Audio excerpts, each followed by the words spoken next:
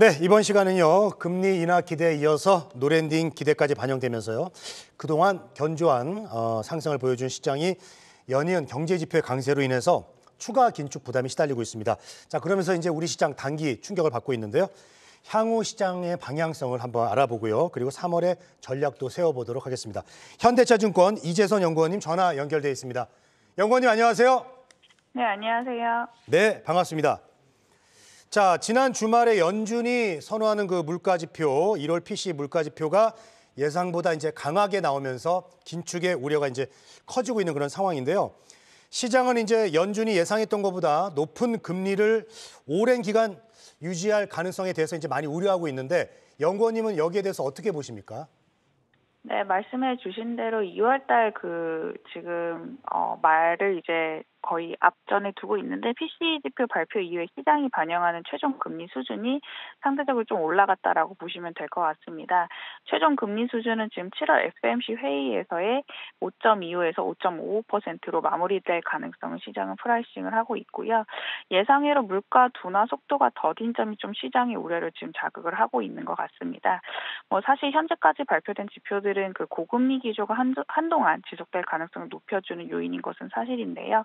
실제로 이제 채권 시장을 보자면 2년물과 10년물도 작년도 고점 수준에 근접을 한 상황이고요.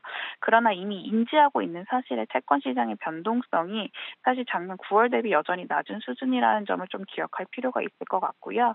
또 두 번째로 이제 보자면은 물론 PC 지표도 사실 연준이 눈여겨보는 지표 중에 하나지만 시장은 향후 실생활에 있어 소득과 지출에 좀 더 밀접하게 영향력을 행사하는 CPI 지표에 대한 민감도를 더 높게 가져갈 가능성이 높다라고 생각을 하고 있습니다. 기대 인플레이션과 CPI 지표가 상관성이 높다라고 보시면 될 것 같고요. 확실한 사실 중에 하나는 CPI를 끈적하게 만드는 가격 중에서 주거비에 같은 경우를 보자면 집값이 본격적으로 둔화되는 시점부터 1년 뒤인 2023년 6월부터 CPI에서 차지하는 기여도에 급격히 낮아질 가능성을 좀 베팅을 해야 된다라고 생각이 들고 있고요. WTI 같은 경우를 보자면 그간 공급 사이드의 그 물가 압력을 높여주는 요인으로 작용을 했는데 배럴당 80달러를 기준으로 이제 감안을 해보자면은 YY 증감률이 6월까지 마이너스 증가가 예상되기 때문에 사실 물가 지표 같은 경우를 보자면은 오히려 떨어지는 그림이 맞다라고 생각을 하고 있습니다. 그렇기 때문에 장단기 금리의 추세적인 고점 돌파를 가능하게 할 터미널 레이트가 추가적으로 올라갈 가능성은 그렇게까지 높지만은 않아 보일 것 같다라고 생각이 들고 있고 작년과 대비해서 금리에 대한 민감도가 사실 시장은 그렇게까지 많이 가져갈 가능성이 낮다라고 생각을 하고 있습니다. 네, 알겠습니다. 자, 추가적으로 이제 달러나 채권 금리 레벨업으로 인해서 이제 시장 변동성이 커질 것으로 이제 보이는데요. 지수가 조금 더 하방으로 갈 것에 대해서 가능성을 좀 열어놔야 될까요? 어떻습니까? 사실 조정 국면에 진입한 것은 맞지만 사실 기간 조정 가능성은 그렇게까지 오래 가지만은 않을 것 같다라고 생각이 들고 있고요. 코스피 같은 경우를 보자면은 2월 달에 달러가 아무래도 조금 강세의 흐름을 보여주었기 때문에 대형주 중심 자금 강도가 상대적으로 좀 약화되고 있는 흐름을 가져가고 있습니다. 증시의 추가적인 상단을 높일 반도체 이익 바닥도 아직까지 확인되지 않은 점도 좀 추세적 상승을 제한하는 요인 중에 하나로 작용을 하고 있고요.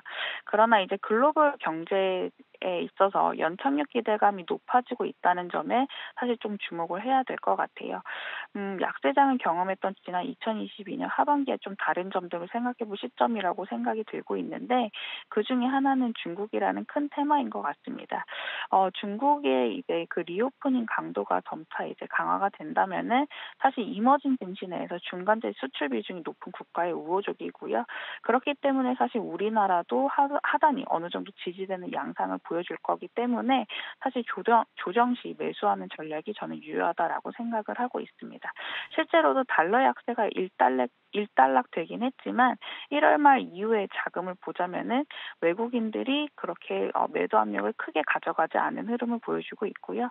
마찬가지로 이머징 증시 전반적으로 보자면은 CDS 프리미엄이라든지 리스크 인덱스 등 여타 이제 리스크 프리미엄을 확대했던 주요 지표들의 변동성 확대도 제한되는 흐름이 전개가 되고 있기 때문에 사실 변동성은 어느 정도 좀 가져가야 되긴 하겠지만 크게 이제 이게 한동안 오랫동안 지속될 가능성이 높지 않다라고 생각을 하고 있습니다.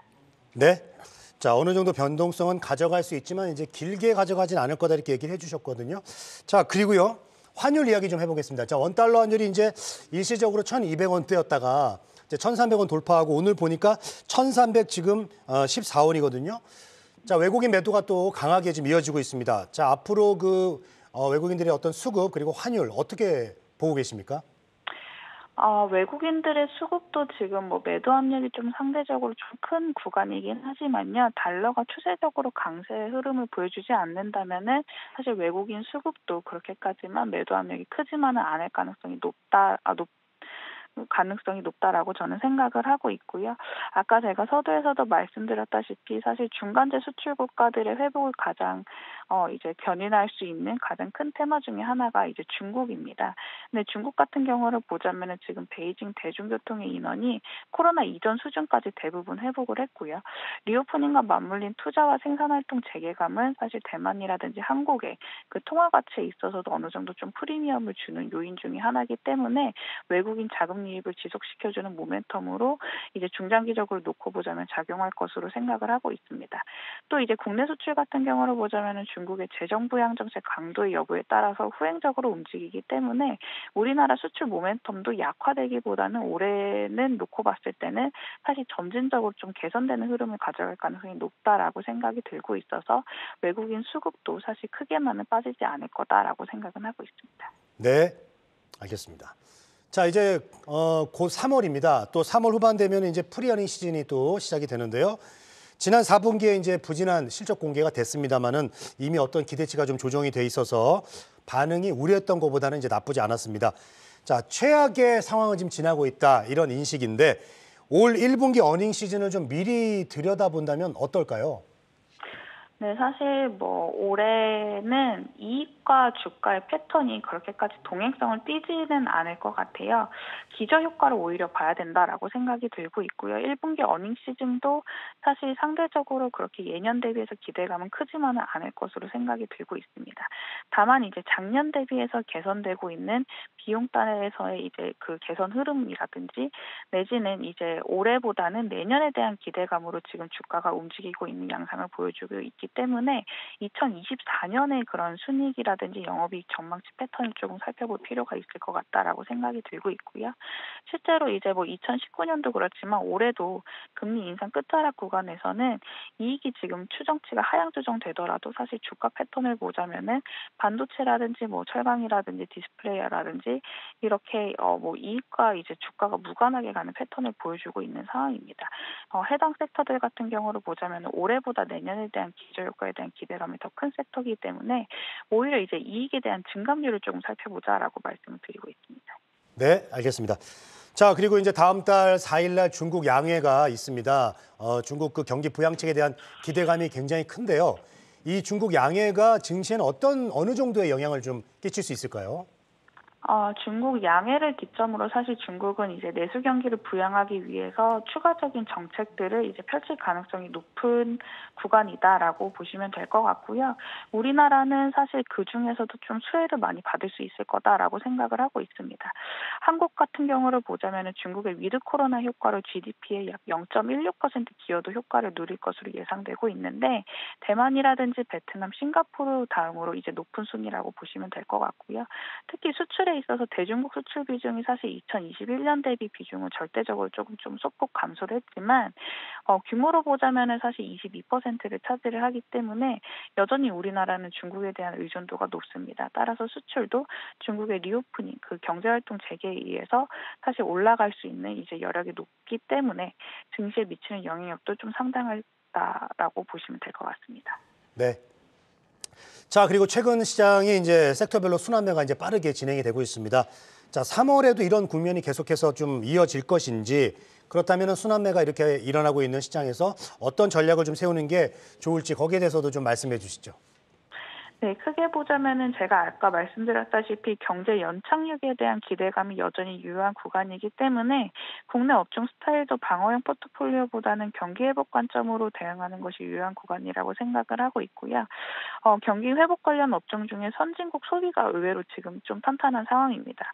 선진국 소비와 내구재에 대한 수요와 상관계 수가 높은 업종을 보자면은 IT 가전 업종이 높기 때문에 IT 가전 중심으로 로테이션이 강화될 가능성을 좀 생각을 해볼 수 있을 것 같고요.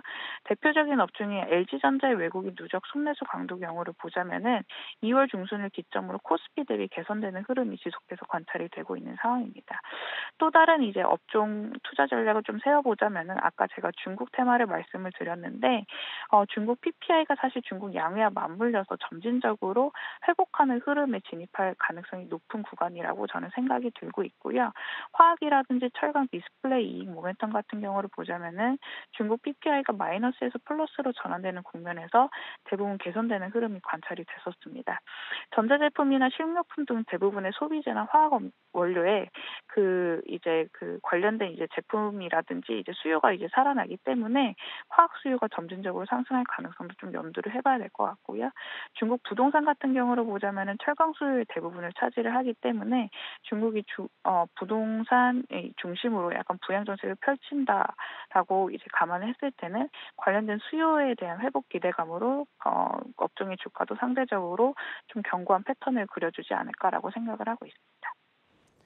네, 지금까지 시장 흐름과 3월 전략까지 한번 들어봤습니다. 현대차증권의 이재선 연구원님, 오늘 도움 말씀 고맙습니다. 네, 감사합니다.